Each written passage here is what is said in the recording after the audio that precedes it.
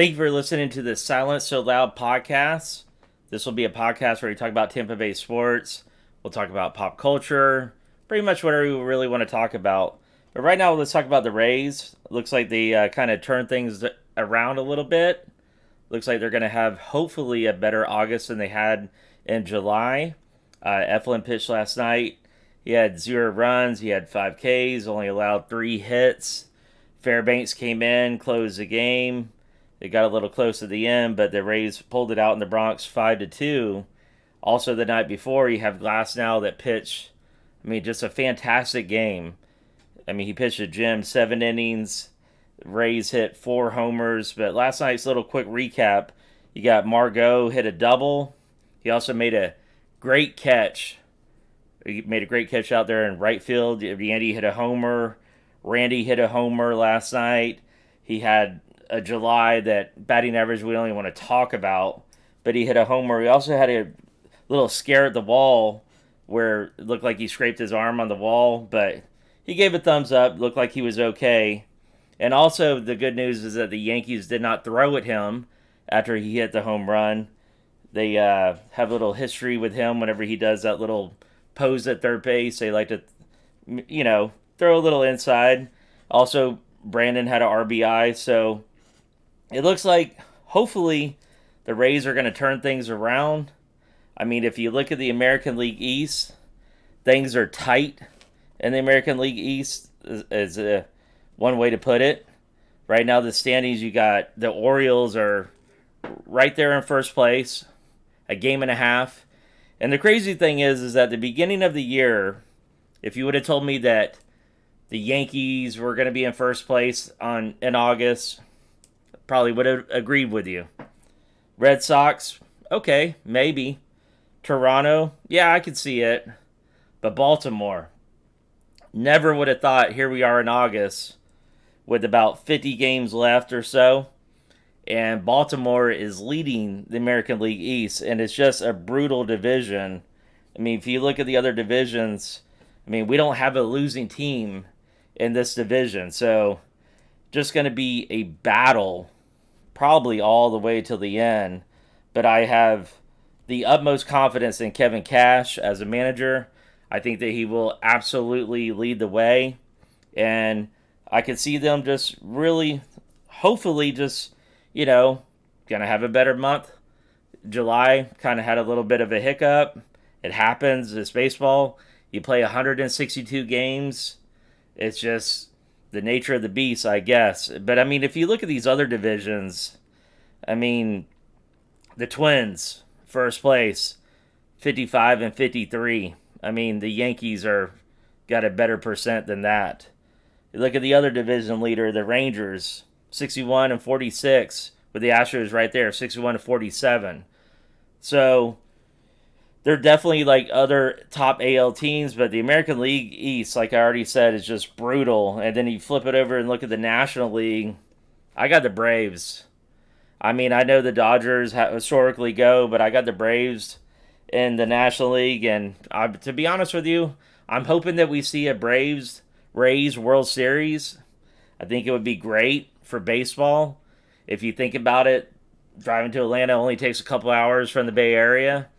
I could see a lot of people going to all the games, bouncing back and forth. So I know we still got a lot of baseball to play, but a Rays-Braves World Series, I think that would be a fantastic thing to see. So you never know. We'll see what happens. I'd like to talk about the trades that we made. The trade deadline, we had a big day. Looks like we hopefully got a good pitcher from the Guardians, Aaron Saval. We had to trade a prospect, Kyle Mazzardo. I know Kyle Mazzardo, when you look at the prospects, he was ranked, I think, 37 out of the top 100 prospects. Okay, kind of stinks to give up a prospect, but I really feel like that this is our year. I know people say that historically every year something happens. I know there's a controversy with Blake Snell and the World Series and should he been pulled, but my opinion on that year, a lot of people don't share the same opinion, but it was a COVID year. it was a COVID year. Whoever won that World Series that year, yes, it would have been great to win the World Series. Yes, it's a heartbreaker what happened. But it was a COVID year, shortened season. Would have like a little asterisk, kind of like how Barry Bonds has that asterisk by the home run record. I just, I can move on from it. I think Kevin Cash already said it. Kevin Cash is great. But, this addition to the starting lineup, the rotation, this guy's got a great ERA. He's going to make his debut on Saturday against Detroit. So I'm looking forward to see what he's going to do there. Hopefully, from what I've heard, what all the reports are saying, looks like he's ready to just fit right into that rotation. And it sounds great. And I hope that the Rays can continue the progress. They're on a 3-game win streak. Tonight we have Shane McClanahan on the mound, Mr. USF. He's been great. Had a little bit of injury middle of the season. It happens. But one thing when you look at the pitching right now, there's two guys I really want to focus on, and that's Glasnow, because I'll admit it, I was one of the guys telling jokes about Glasnow that he gets hurt walking to the dugout. That's just a joke, but I don't truly mean that. But he's had some injuries, but these last couple of starts, he's just been on the money. And then you're not going to go far in baseball without a great closer, right? Fairbanks.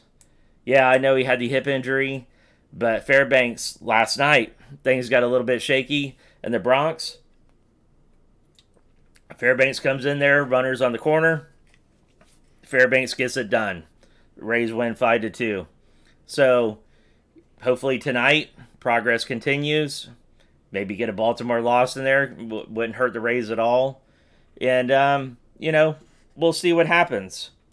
Right now, we're going to have to take a little commercial break to acknowledge the sponsors of the Silent So Loud podcast.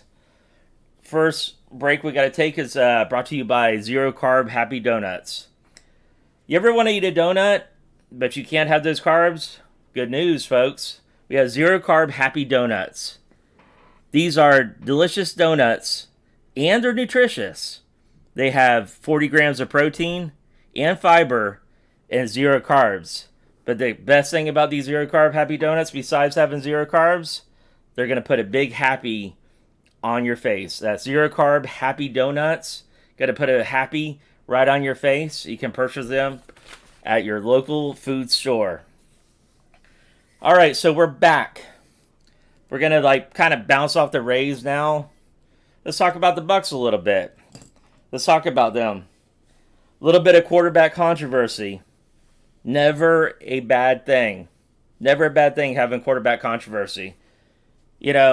People you talk to, you hear Baker, you hear Kyle Trask. I know the Gator fans are loyal. You keep hearing Kyle Trask is ready.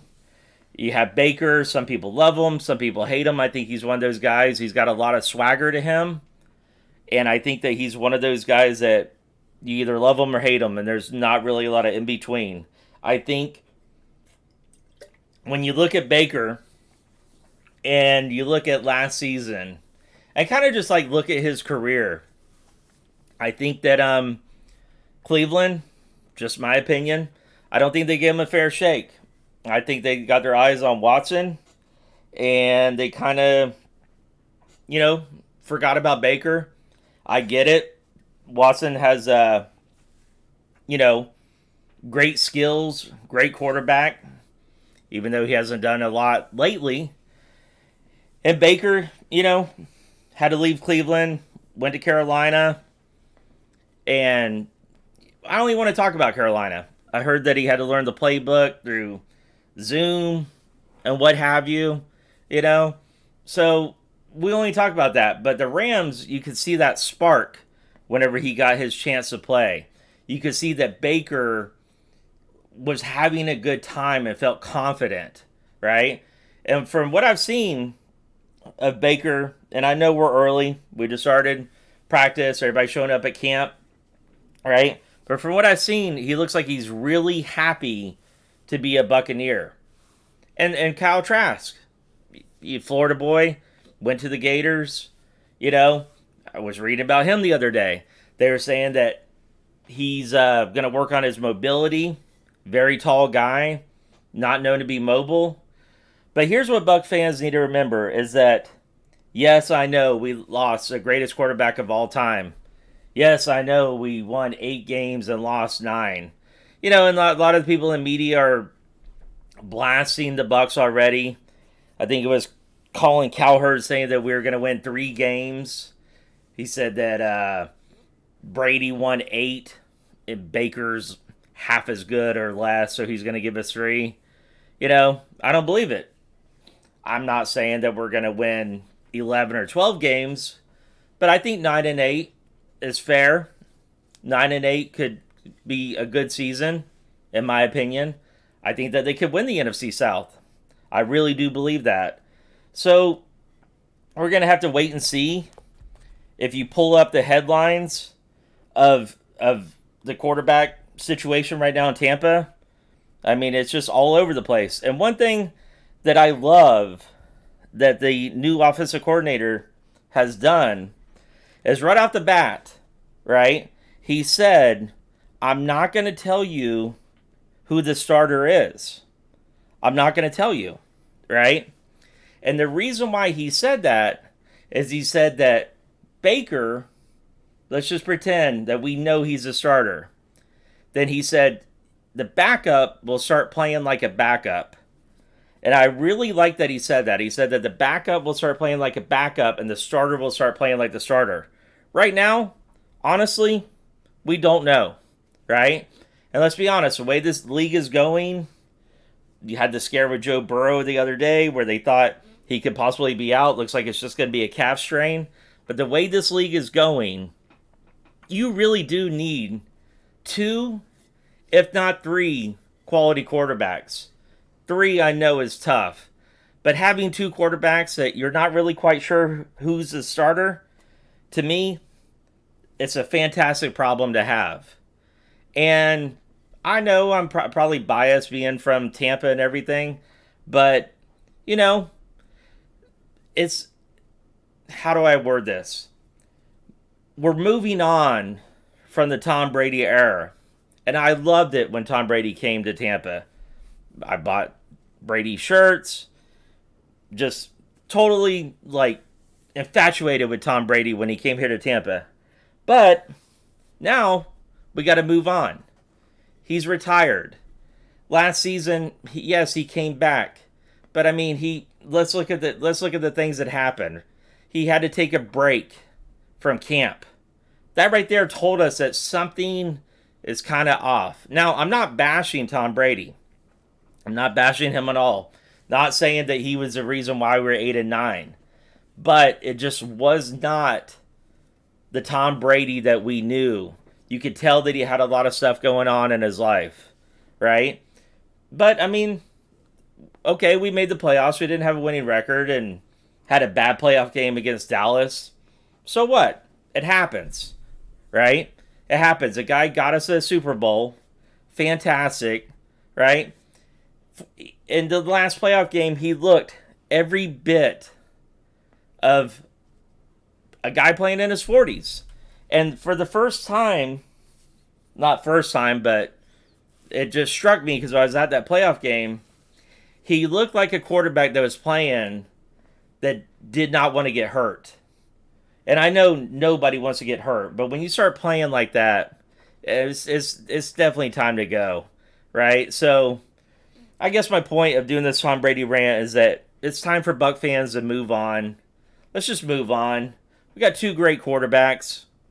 Yes, I called him great. I know I'm going to get slammed for calling Baker great, but we have 2 great quarterbacks. So it's a great problem that we do not know who the starter is. And, you know, I think the Bucs are doing a great job. They kept Todd Bowles. They got rid of Byron Leftwich. Good move. A lot of people wanted Bowles to lose his job after that playoff game. Way too early. Way too early for that. I support Todd Bowles. I think he's a great quarterback. And I'm looking forward to a great season. We'll see what happens. We got the creamsicle game. where they're going to bring back the old creamsicle colors against Detroit. Definitely will be a great game. So we got to see what happens. And let's get off sports for a little bit and talk a little bit of pop culture. We got a few minutes left. Let's talk about pop culture. Recently, Lizzo has made the news in a not good way. Looks like she has a lawsuit from 3 backup dancers saying that Lizzo took them to Amsterdam and red light district. Who knows what happened? But I don't know. I went to Lizzo in concert. I thought she was fantastic. She was non-stop at this concert, dancing, everybody having a good time. And you hear the story that she's someone hard to work with. I know we don't know the full details, but her personality, I'll believe it whenever I see it, because she just seems like one of those people that's positive and just no body shaming, very open about mental health and just being correct. And I hope this thing with Lizzo kind of like fizzles out, kind of goes away. I heard today that a little diss from Beyonce. I guess she didn't announce Lizzo in a song, and people are saying that was purely intentional. And I saw Oprah with Gail having a good old time dancing at Beyonce. And, I just hope that she's not part of the cancel culture. And right now we got to take a little time out to acknowledge another sponsor of the show. I want to talk to you about Zero Alcohol, You Still Got It beer. That's Zero Alcohol, You Still Got It beer. This beer has delicious, crispy, hoppy barley flavor to it. It has zero alcohol to it. That's right, zero alcohol. Don't have to worry about the hangover. Don't have to worry about the liver damage and the dying cells and all that nonsense that you get with alcohol. This beer has zero alcohol to it, but you're going to feel like you still got it. That's why it's called You Still Got It beer, and I hope that you enjoy it. And it's going to be served at your local pubs down here in Florida. So once again, try the Zero Alcohol You Still Got It beer. All right, so we're back. And we're going to talk a little bit more pop culture before we go. Want to cover 2 topics here. We lost a great actor. Pee Wee Herman, as you probably know him, Paul Rubin, passed away recently. 70 years old. Passed away. Apparently he had cancer. Not quite sure what form of cancer it was, but he passed away. He had the cancer for a couple of years, is what they're saying. That's right. A couple of years. Yeah, he had it for a couple of years. He had it for 6 years. And, it's a great thing. He said that he, pretty much kept it secret. He apologized, which, in my opinion, when you have cancer, you owe nobody an explanation or an apology of how you handle it or what you do with it. But, he apologized to everybody and said that he wanted to keep it private and that he loved his fans and that he loved his art. And, Pee-wee's Big Adventure. If you watch Pee-wee's Big Adventure, brought to you from Tim Burton, right? Some people say, oh, that movie's like quirky and not funny. I think that movie's fantastic. I would put that as a top comedy when you watch that movie. I mean, the way he's just over the top about his bike and then the road that it led him down. And one of the problems with Pee Wee Herman is that Paul Rubin is a great actor. I don't know if you've seen the movie Blow with him and Johnny Depp, but wow. Never would I thought Paul Rubin, a.k.a. Pee Wee Herman, could play such a convincing drug dealer. I mean, he had not a huge part in Blow, but just definitely owned his part whenever you watch that movie. And I think the problem with Paul Rubin, of course, you have the controversy of what he did, and we're not going to get into details about what he did. The whole indecent thing, in my opinion. I'm not condoning that, but I mean, you don't get arrested for eating chicken wings at Hooters and yeah, he was, doing something he shouldn't be doing. We're not going to get in details, but whatever. It happens, right? Not condoning it, but it kind of like, put that dark shadow on him, I guess, or dark image, whatever you want to call it. But one of the issues with Paul Rubin, Pee Wee Herman, is that he just stayed in character at all times. If you rewind the clock and just pull up any, Pee Wee Herman goes on Arsenio Hall. He's not Paul Rubin, he's Pee Wee Herman. He just stayed the character. And it's just a shame because I thought he was a great actor. I know he's 70, but still just, too young to lose him. But I mean, I guess it would be on the equivalent. Let me think. You got Will Ferrell playing Elf, right? But he didn't remain Elf in every interview. And Paul remained Pee Wee Herman everywhere he went. And I think, it just kind of like stuck that he's Pee Wee Herman, and I could see that lead into like, some form of, mental issues or mental health issues, maybe some sadness because when you're an actor, you want to play all these different characters, all these different parts, but he stayed committed, and I know he made it by choice, like going on the talk shows, Arsenio Hall, whatever he used to go on, and he had a great run on the TV show. If you grew up back then, you got to admit you love watching the show, right? I know people won't admit it, but they love watching that show, right? So he had a great run, and we just lost, a great actor, good guy. It's sad to see him go. Also, what do we want to talk about? Bruce Lee. Bruce Lee. It's been 50 years since he did Enter the Dragon. Enter the Dragon was probably his most successful film. Like, kind of kicked off the whole ninja martial arts movement that we saw here in America. That's going to be in theaters for 2 days. I know they do that thing where they have anniversaries of movies. It's going to be in theaters for 2 days, and looking forward to see that. And I'm definitely going to give a recap. And that's pretty much it for today. I'm going to give y'all hopefully a recap of Aaron pitching Saturday. Going to make his debut with the Rays, right? That game's actually an early game. Catch it at 1 o'clock, right? So I hope the Rays keep up everything they're doing, and I'm convinced that Aaron's going to fit right in. And going to see Disturbed that night. Disturbed's in concert.